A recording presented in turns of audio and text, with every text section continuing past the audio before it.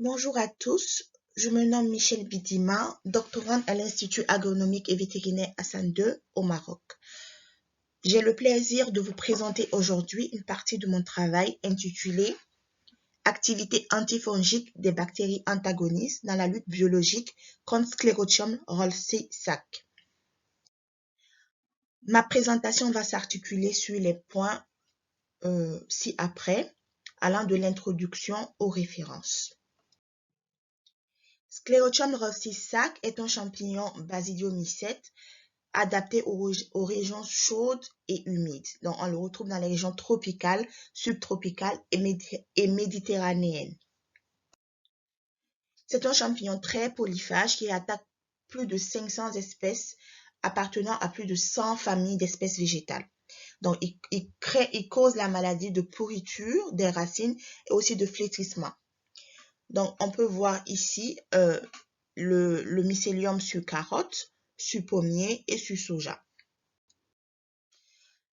Principalement au Maroc, Sclerotium ralsei est responsable de la pourriture racinaire de la betterave à sucre dans la région de Doukkala. Donc, on voit sur l'image de gauche le mycélium sur des racines de betterave complètement pourries. Et à droite, on voit les dégâts en plein champ. La stratégie de suivi du champignon repose sur les sclérotes. Les sclérotes sont des propagules de conservation du champignon. Donc, ils sont dormants dans le sol et ils peuvent constituer une phase parasitaire quand les conditions environnementales sont réunies. Le cycle de la maladie commence par la suivi des sclérotes dans le sol et dès qu'il y a une augmentation de la température ou une élévation de l'humidité on assiste à une induction de la germination de ces sclérotes-là dans le sol. Et ensuite, on passe à l'infection et la contamination plante à plante, puis la multiplication. La vraie problématique ici, c'est la recrudescence du champignon. En effet, comme il est dormant dans le sol, il est très difficile de le contrôler. Donc, ça entraîne une propagation de l'infestation dans tous les périmètres où il y a des sclérotes et des énormes pertes au champ. Notre objectif ici, c'est basé sur le fait de défavoriser l'induction de la germination des sclérotes. Donc, il faut trouver des moyens de lutte qui arrivent à inhiber ou empêcher cette germination des sclérotes dans le sol. Donc, l'objectif de notre étude était d'isoler, évaluer, caractériser des agents de lutte biologique bactériens à partir des sols marocains capables d'inhiber le développement du champignon. Pour ce faire, on a isolé le champignon dans la région de Doukkala et les isolats bactériens ont été isolés dans différentes régions agroécologiques du Maroc. La production des sclérotes et du champignon s'est faite par la méthode de Punja et Krogan. L'isolement des bactéries antagonistes à partir du sol s'est fait par suspension d'inhibition. Donc, pour évaluer l'activité antagoniste des isolats bactériens que nous avons isolés du sol, on a fait des essais in vitro et des essais in vivo. Donc, les essais in vitro ont concerné la confrontation directe avec la méthode de Quadra. Donc, il faut mettre le champignon au centre de la boîte de pétri avec des isolats bactériens sous forme de stries dans les 4 coins équidistants. Ensuite, on va calculer le pourcentage d'inhibition mycélienne. Concernant la deuxième activité ou le deuxième essai in vitro qu'on a fait, il s'agit de l'effet des suspensions bactériennes sur la viabilité des sclérotes dans le sol. Donc, on a voulu savoir est-ce que les suspensions bactériennes peuvent inhiber la germination des sclérotes dans le sol. Donc, pour ce faire, on a utilisé un sol stérile dans lequel on a mis des sclérotes et des suspensions bactériennes à la concentration de 10 puissance 8 CFU par ml. On les a laissés incuber pendant 10 jours, puis on a récupéré ces sclérotes-là qu'on a inoculées sur PDA et laissé incuber encore pendant 3 jours. Puis on va voir est-ce que les sclérotes vont arriver à germer ou pas. Donc, on calcule par la suite le pourcentage d'inhibition sclérotique. Concernant la deuxième partie de nos essais, il s'agit de la partie in vivo. Donc, on a essayé de faire une expérience de biocontrôle sur des plantules de pois chiches. On a choisi le pois chiche parce que c'est une plante très sensible à Sclerotium et qu'elle est très facile à manipuler sous serre. Donc, on a bactérisé les graines avec différents isolats bactériens.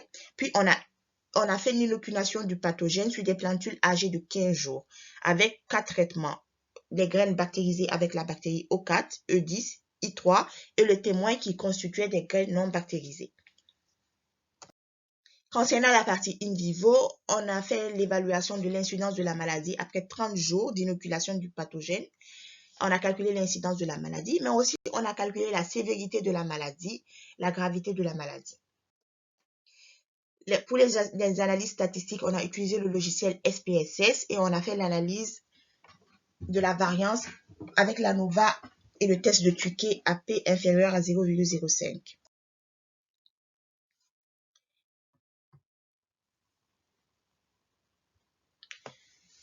Concernant les résultats, on a isolé 190 bactéries à partir de la rhizosphère du sol et on avait une souche de référence au laboratoire I3 qu'on a utilisée. Donc, au total, nos essais ont porté sur 191 bactéries.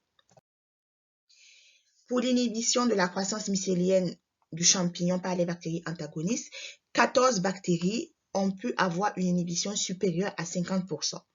Donc, avec des bactéries qui se sont dégagées en tant que vraiment inhibitrices, il s'agit de la O4, de la E10 et de la E7. Donc, elles ont eu des pourcentages d'inhibition allant de 90 à 98%.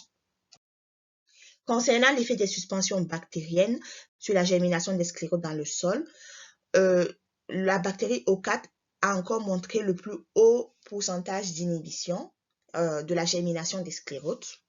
Là, on peut le voir ici sur la figure, comparativement aux témoins où tous les sclérotes ont germé.